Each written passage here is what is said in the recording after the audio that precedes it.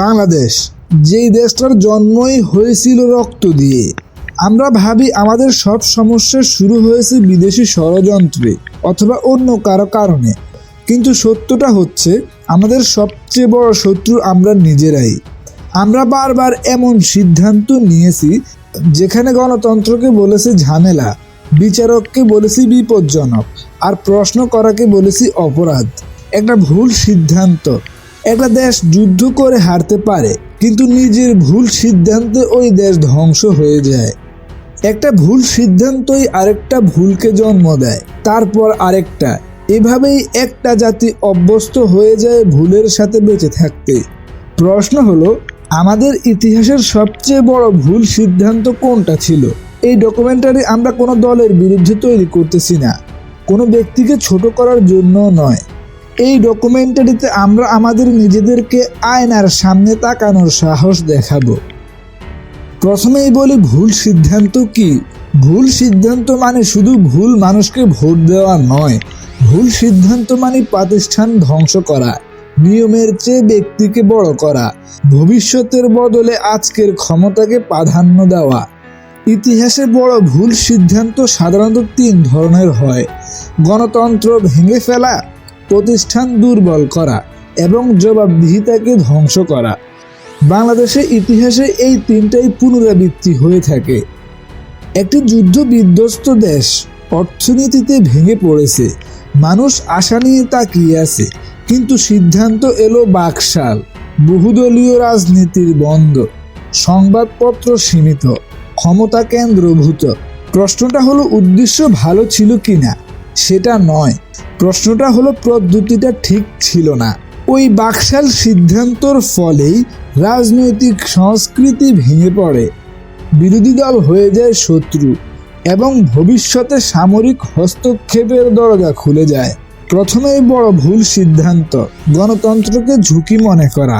15ই August শুধু একটি হত্যাকাণ্ড নয়, এটি ছিল রাষ্ট্রের নৈতিক মেরুদণ্ড ভেঙে পড়ার দিন। যখন একটি রাষ্ট্র বলে এই অপরাধের বিচার হবে না, তখন সে কিন্তু নীরবেই ভবিষ্যতের সব অপরাধকে আমন্ত্রণ জানায়। দ্বিতীয় বড় ভুল সিদ্ধান্তটি ছিল বিচারের বদলে আপোষ। 1975 থেকে 1990 আমরা ভাবলাম গণতন্ত্র বিশৃঙ্খল, শত্রুর হাত দরকার, কিন্তু ফলাফল সংবিধান বারবার পরিবর্তন হয়, রাজনীতি চলে যায় সামরিক ছায়ায়, প্রতিষ্ঠান নয় ব্যক্তি হয়ে ওঠে শাসক। স্থিতিশীলতা আর নীরবতা এক জিনিস নয়, কিন্তু আমরা নীরবতাকেই স্থিতিশীলতা ভেবেছি। তৃতীয় বড় ভুল সিদ্ধান্ত ছিল বন্দুককে সমাধান মনে করা। গণতন্ত্র ফিরে এলো, কিন্তু প্রতিশোধের রাজনীতি, প্রতিষ্ঠান নয় দল শক্তিশালী এবং নির্বাচন মানের শত্রু ধ্বংস। আমরা গণতন্ত্র পেলাম তো ঠিকই, কিন্তু গণতান্ত্রিক মানসিকতা পেলাম না। আর এরপর 2006 থেকে 2008 নির্বাচনকে জয় পরাজয়ের যুদ্ধ বানানো, আপোষের রাস্তা বন্ধ করে দেওয়া। যখন রাজনীতিবিদরা কথা বলতে পারে না, তখন অন্য কেউ কথা বলে। চতুর্থ ভুল সিদ্ধান্ত ছিল আপোষকে দুর্বল ভাবা। 2014 সালে ভোট আসে, কিন্তু ভোটের ভয় নেই, অংশগ্রহণহীন নির্বাচন, বিরোধী রাজনীতির দুর্বল, রাষ্ট্র ও সরকার বিভ্রান্ত হয়ে পড়ে। পঞ্চম বড় ভুল সিদ্ধান্ত ছিল ক্ষমতাকে রাষ্ট্র ভাবা।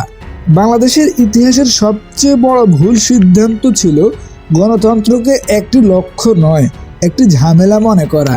দুর্বল প্রতিষ্ঠান, বিদেশি নির্ভরতা, মেধা পাচার এবং ভয়ভিত্তিক সমাজ।